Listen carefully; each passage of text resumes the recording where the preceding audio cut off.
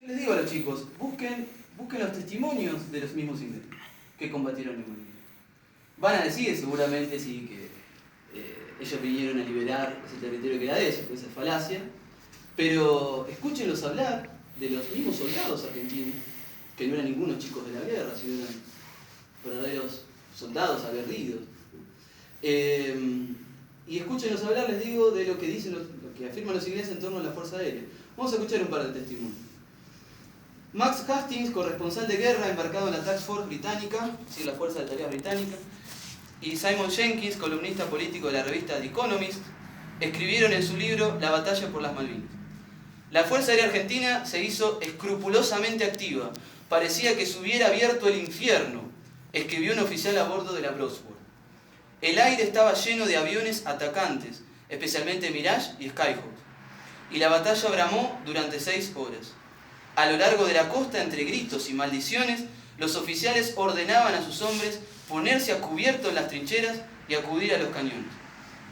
Al presentarse el primer avión enemigo volando a 20 metros sobre la superficie del mar, la Real Armada británica comenzó a pelear su acción más importante desde el fin de la Segunda Guerra Mundial.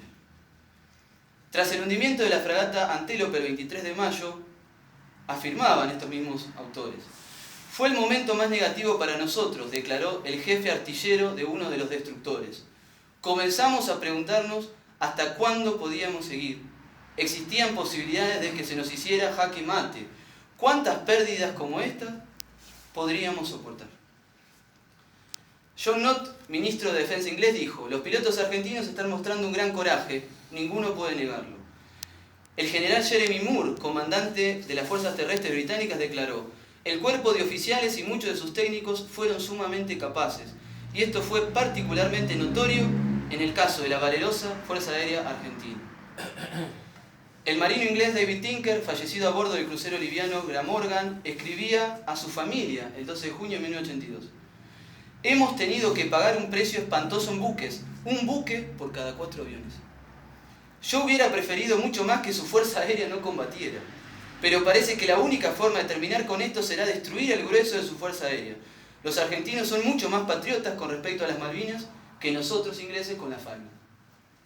El contraalmirante, es un testimonio que viene ahora, es también impresionante, el del contraalmirante John Foster Woodward, comandante de la Task Force, es decir, de la Fuerza de Tareas Británicas, declaró en la cadena ITN de Granada, luego del ataque de cazabombarderos A4B sobre Bahía Agradable el 8 de junio.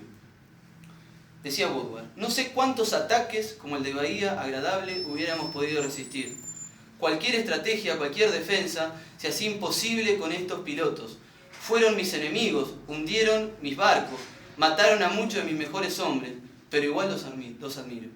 Son buenos soldados, como los que a mí me gustan. El mismo Woodward escribió en su diario personal el 13 de junio de 1982, un día antes de que Benjamín Menéndez presentara la rendición. Decía Woodward: francamente, si los argentinos pudieran solo respirar sobre nosotros, nos caeríamos. Las acciones más intensas comenzaron el 21 de mayo de 1982, cuando comenzó el desembarco británico en el estrecho de San Carlos, conocido por los ingleses como el Callejón de las Bombas, por los frecuentes e insólitos ataques de los pilotos argentinos sobre las fragatas británicas que allí se encontraban. ¿Qué enfrentaron los pilotos argentinos?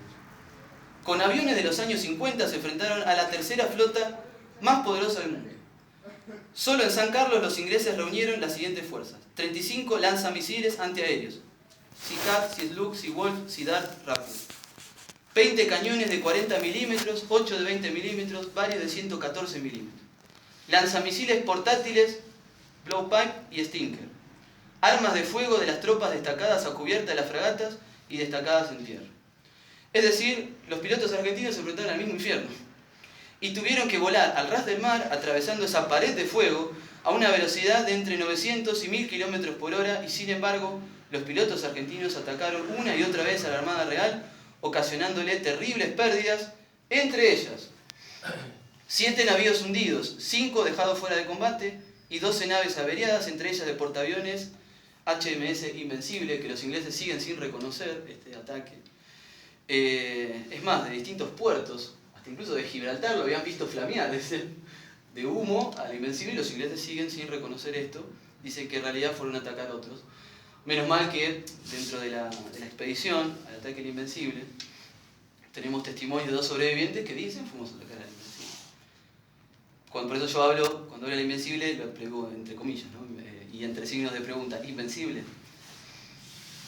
Bien, afirma Nicolás Casanseu que en la guerra de Malvinas la Argentina descubrió una raza de héroes, sus pilotos de combate. Disparan hasta el último proyectil y no se rinden sino a su novia la muerte. Y el beso de gloria de esa novia les dio a los cazadores no solo fue útil para exacerbar el valor individual de todos mientras duró la guerra, sino que también hubiera debido servir para tonificar la mentalidad general del país. Porque históricamente un hecho heroico siempre fue fermento, algo cuya acción se prolonga en el tiempo y no se desgasta jamás, sin consumirse.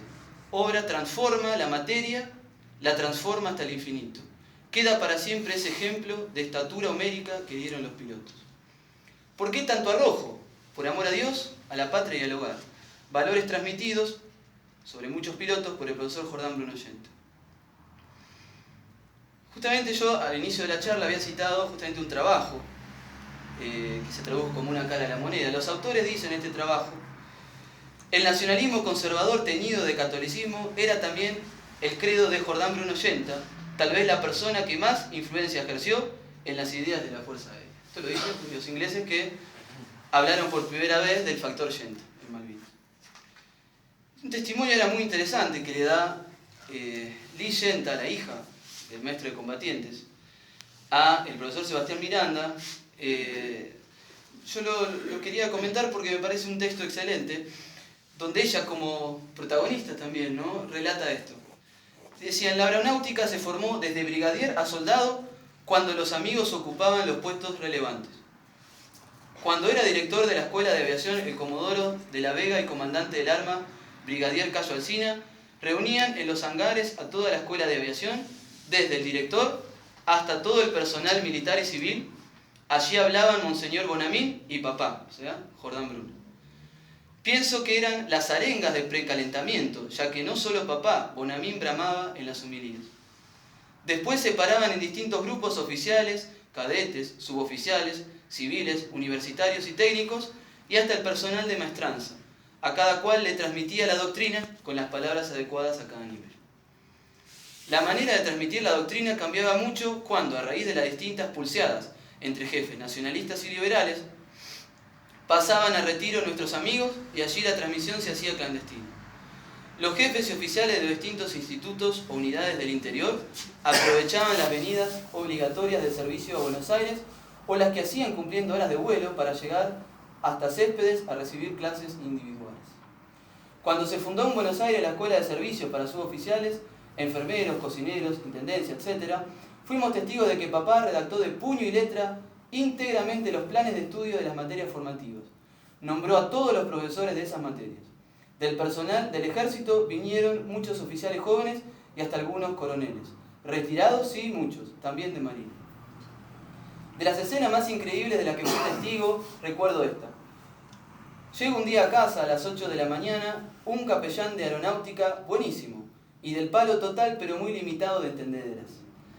Pasó al escritorio y papá le dictó plática por plática todas las que tenía que predicar en un retiro de 3 días.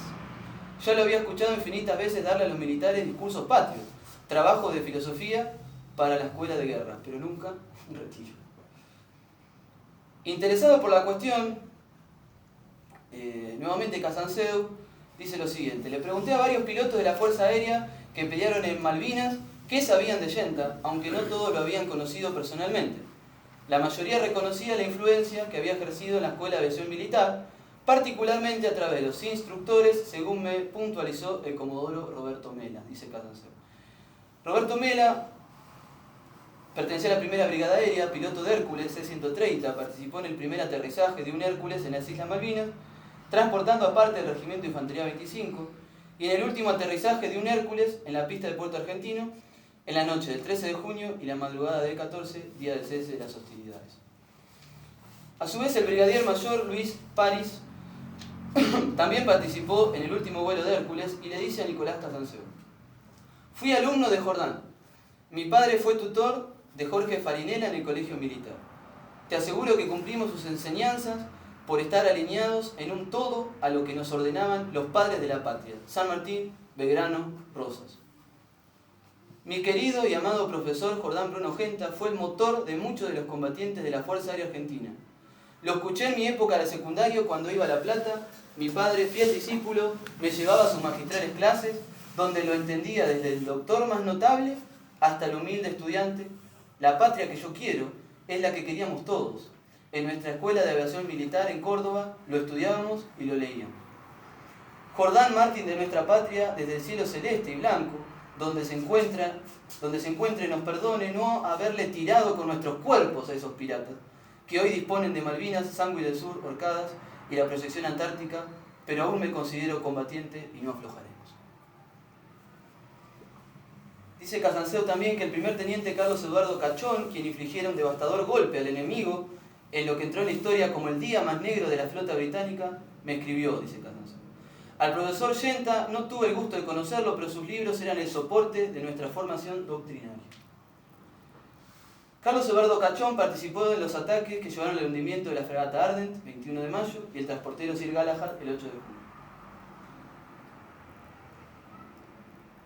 Bien, hay otra cita de Aguirre Faguet, subrayaba, dice Casanseu: soy consciente de que marcó muchas buenas voluntades en la Escuela de Aviación Militar, instructores y alumnos, estoy seguro de ello, nadie puede decir que no lo leyó o estudió. Faguet intervino en el bautismo de fuego de la Fuerza Aérea Argentina el 1 de mayo, formando parte de una escuadrilla de MB Dagger, averiando 2 fragatas. Y así tenemos varios testimonios, ¿sí?, dentro de la Fuerza Aérea. Cita veterano Roberto Vila, Carlos Perona, ¿sí?, Rubén Moro, Hernán Daguerre. Bien, voy a leer lo de Rubén Moro y Hernán Daguerre, que decían lo siguiente. A juicio de Rubén Moro, su conducta, no simplemente su pensamiento, lo hacían mentor del nacionalismo católico, una de las formas doctrinales que hubiesen evitado que nuestro país cayera en la decadencia y crisis espiritual actual. Hernán Daguerre dice: a Jordán Bruno Genta lo leíamos en nuestra época de cadetes, 1966-1969. En particular usábamos su libro Guerra Contrarrevolucionaria, que era como la Biblia para los cadetes. Bien, ambos que cité anteriormente fueron pilotos de Hércules. Bien, finalmente el Poncho Donadil decía lo siguiente: en mis épocas de cadete de la Escuela de Aviación Militar era una total referencia de lectura de muchos de nosotros por su filosofía nacionalista y cristiana.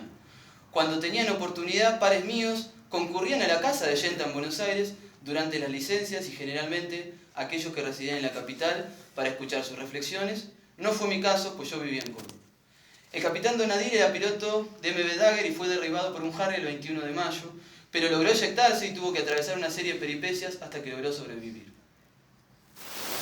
Muchos de los discípulos de Genta, todavía siendo adolescentes, ya mostraban la fibra que luego los convertiría en héroes.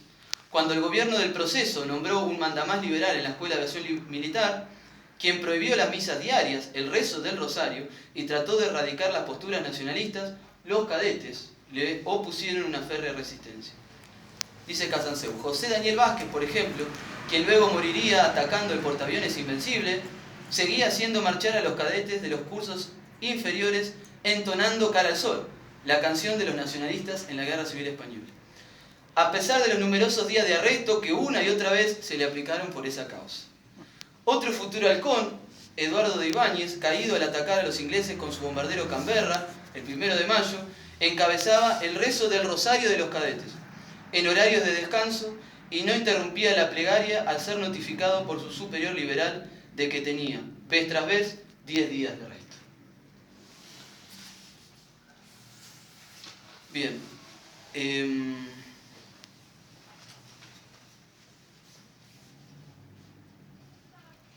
Vamos a seguir con este último testimonio que lo da Néstor Daniel Vega Gómez, que él no, es una entrevista que hace Sebastián Miranda en su investigación sobre el tema. Él dice que no combate en Malvinas, pero que sí conoce que hay una impronta y una influencia de Genta, y habla específicamente de, que voy a hablar a continuación, que es del comodoro Pablo Carballo, diciendo lo siguiente: el comodoro retirado Pablo Marcos Rafael Carballo, cuando era teniente, fue instructor nuestro de la Escuela de Aviación Militar allá por los años 1976-1977. Cuando era capitán, participó activamente en varias misiones contra la flota, siendo jefe de escuadrilla, y puedo decir de él que si era un oficial identificado doctrinariamente con el nacionalismo y católico practicante. Bien, cuando Casansolo entrevista a Carballo, le pregunta si conocía a Allende y si tenía una influencia, Carballo le dice simplemente: tengo todos sus libros. Pablo Carballo egresó con la promoción 37 de la Escuela de Aviación Militar en el año 1971. Realizó en ese instituto de formación el curso de aviador militar en 1972 y el año siguiente el curso de piloto de caza en Mendoza. Fue instructor de soldados, instructor del cuerpo de cadetes e instructor de vuelo en la Escuela de Aviación Militar. En el año 1979 fue destinado a la 5ª Brigada Aérea, en donde voló aviones A4B y A4C Skyhawk. Allí desempeñó los cargos de jefe de escuadrilla y oficial de operaciones. Luego pasó a la 6ª Brigada Aérea, en donde voló aviones Mirage 5, Finger y Mirage 3, desempeñándose como jefe de escuadrón. Fue jefe del Centro de Ensayos de Armamentos y Sistemas Operativos. En Malvinas, atacó de manera solitaria la fragata misilística HMS Ardent, el 21 de mayo.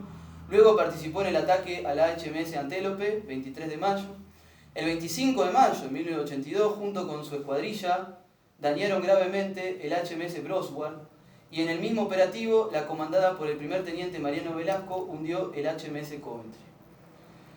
Recibió las siguientes condecoraciones en la Argentina: Cruz al Heroico Valor de Combate, el Honorable Congreso de la Nación de los Combatientes, distinción número 1 de la Fuerza Aérea Argentina al combatiente de Malvinas. Hizo un curso en el I-War College, obteniendo un máster en estrategia. Fue jefe de grupo aéreo y jefe del INAC, Instituto Nacional de Aviación Civil. Se retiró el 2 de abril de 2011. Actualmente es profesor en la Escuela de Aviación Militar. Han escrito varios libros, entre ellos Dios y los halcones, Halcones sobre Malvinas, que después se unen en un libro que se llama Halcones de Malvinas.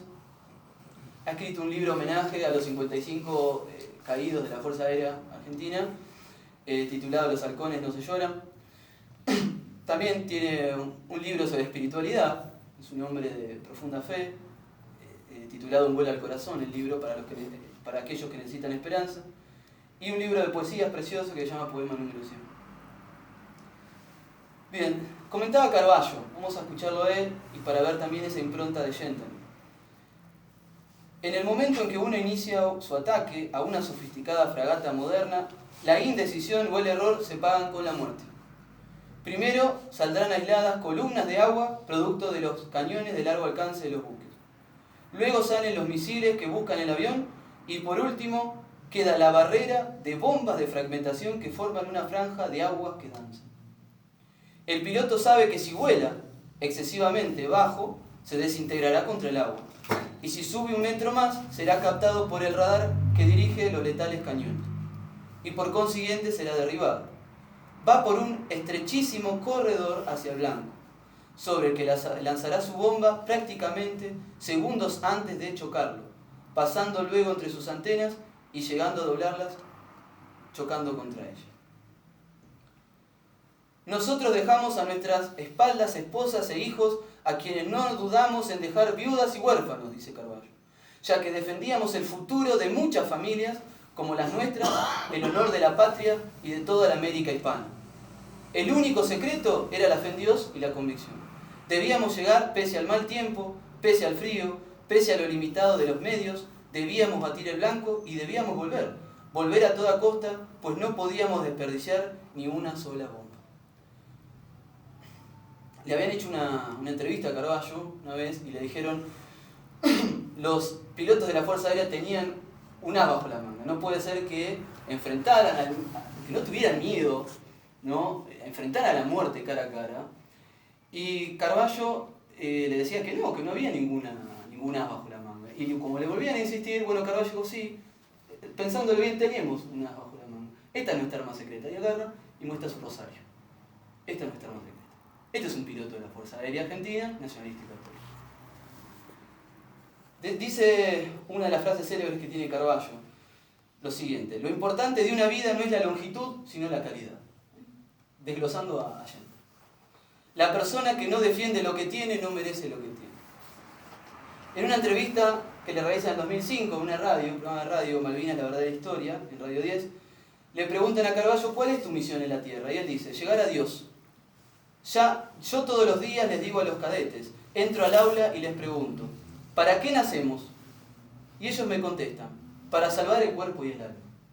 Entonces les digo, ¿qué les van a preguntar cuando lleguen al juicio final? 2 preguntas les responden sus cadetes. ¿Cuánto más? ¿Y qué hiciste con la vida que te di? Al final de la entrevista dice, la vida es una pista de prueba para ganar el cielo. Existen en este momento aproximadamente 6.000 millones de personas, muchas de ellas se creen muy importantes. De las 6 millones, dentro de 120 años no quedará ni uno. Esto demuestra una cosa, que esta vida no es el fin es la otra vida.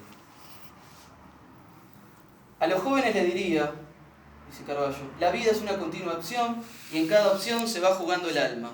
Entonces, lo que hay que hacer es optar por el bien, optar por la verdad, optar por la justicia y respetar primero que nada a Dios y después al otro más importante que soy yo mismo. Tuve la bendición, la gracia, la dicha de haberlo conocido a Pablo Carballo en la última Feria del Libro, en el stand de Argentinidad, que es una editorial que se encarga de editar distintos libros sobre la causa Malvinas. Los libros de él están todos editados por ahí. Pude charlar con él y fue muy impactante. No era solo un héroe, para mí había algo más ahí, para mí era un santo, había algo más ahí. Y tuve también la alegría de que me acompañara un alumno de colegio secundario en primer año. Me acompañó él con el hermano, que es compañero mío y amigo mío dentro de ese mismo colegio. Y bueno, todos hacen preguntas, yo estaba medio tímido ahí, tenía una alegría inmensa. Carballo me ve de lejos, no me conocía, dijo, ¿cómo te llamás vos? Y digo, me llamo Jorge. ¿Estás más contento que perro con 2 colas? Me decía. Y era verdad, le digo, no voy a estar contento, estoy conociendo, como viendo a San Martín, así frente mío.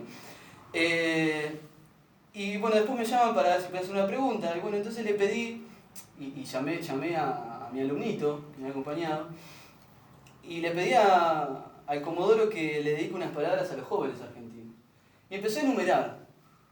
¿Cuál máxima de San Martín? Yo la llamo la máxima de Pablo Carballo. Y por ejemplo, decía lo siguiente. Primero, le dice, no tenés que sentir vergüenza de aquello que tenés que tener orgullo. Segundo, viví para servir y serví para amar. Tercero, mirá a los demás hermanos, no veas oponentes ni contrincantes. Cuarto, respetate a vos y a tu patria, haciendo lo mejor posible, lo que te toque.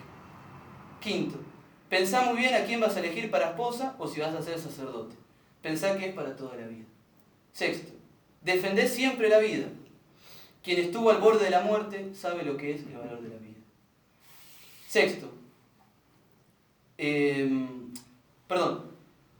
le dice esto, siempre defendé la vida desde el momento de la concepción, no se puede hacer una ley para justificar un delito. Séptimo, siempre jugate por la verdad hasta el fusilamiento. Este es el mensaje que le da Pablo Carballo a los jóvenes argentinos. Yo lo denominé máximas porque lo considero así y es un mensaje fundamental y vital con valores superiores, supremos, que los jóvenes necesitan justamente para poder vivir una vida digna de Argentina. Bien, en un momento le preguntan también a él quién es el enemigo. Y dice, mi señora, dice Carballo, que es una persona muy sabia y a quien amo, me dijo, mal que le pese a muchos, todo siempre es lo mismo. Es la lucha entre el bien y el mal. O sea, comprende Malvinas en una óptica teológica. Y dice Carballo, el enemigo son los malos ingleses, el enemigo son los malos argentinos, el enemigo son los malos chilenos, el enemigo son los malos norteamericanos, el enemigo son los malos rusos.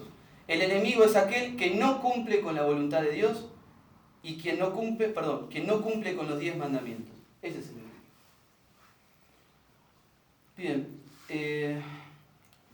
con esto termino esta parte de Carballo. En el prólogo de un libro dedicado a los 649 caídos en Malvinas, escrito por Armando Fernández, Carballo dice lo siguiente: la patria no existe si no hay hombres capaces de morir por ella. El tesoro más grande de la patria son sus heroicos muertos, sus viudas y sus huérfanos, muchos de ellos tan valientes y sacrificados como sus deudos, que quedaron como mojones de soberanía en las islas. La tierra necesita ser regada con su sangre buena para que dé fruto, pues solo esta savia con gusto a patria parece dar fruto en este mundo de intereses y egoísmos en el que son pocos los que creen en ideales, en la familia, en los valores, en ser virtuosos, en la patria y en Dios. Decía un hombre justo ya de la Segunda Guerra Mundial, Pierre Klosterman, que el mundo solo cree en las causas cuyos hombres saben morir por ellas. Y dice Carballo, la justicia de los hombres es frágil, responde al poder y al dinero. Si no, ¿cómo se explica que Inglaterra, que se ha apoderado 89 territorios en el mundo, alguien pueda creer que tiene derechos soberanos sobre ellos? La justicia de Dios llega siempre, inexorablemente, aunque algunas veces alguien pueda decir que es injusto, pues nos da más de lo que merecemos. Es mejor que haya hombres capaces de morir por la patria a que la patria se muera porque le faltan hombres. A esto deberíamos agregar que nadie queda para semilla, que todos vamos a morir hoy o mañana, pero que nacemos para morir y morimos para nacer. Algunos morirán en una cama, rodeados de sus seres queridos, otros en el campo de batalla, otros en la soledad de los egoístas que viven para sí mismos. Que Dios nos dé luces para ser dignos de nuestros muertos, de nuestros héroes, de nuestras esposas e hijos, de nuestros ciudadanos y de nuestro Dios. Comodoro Pablo Carballo. Bien, vamos a pasar ahora, no quiero que sea tan largo, pues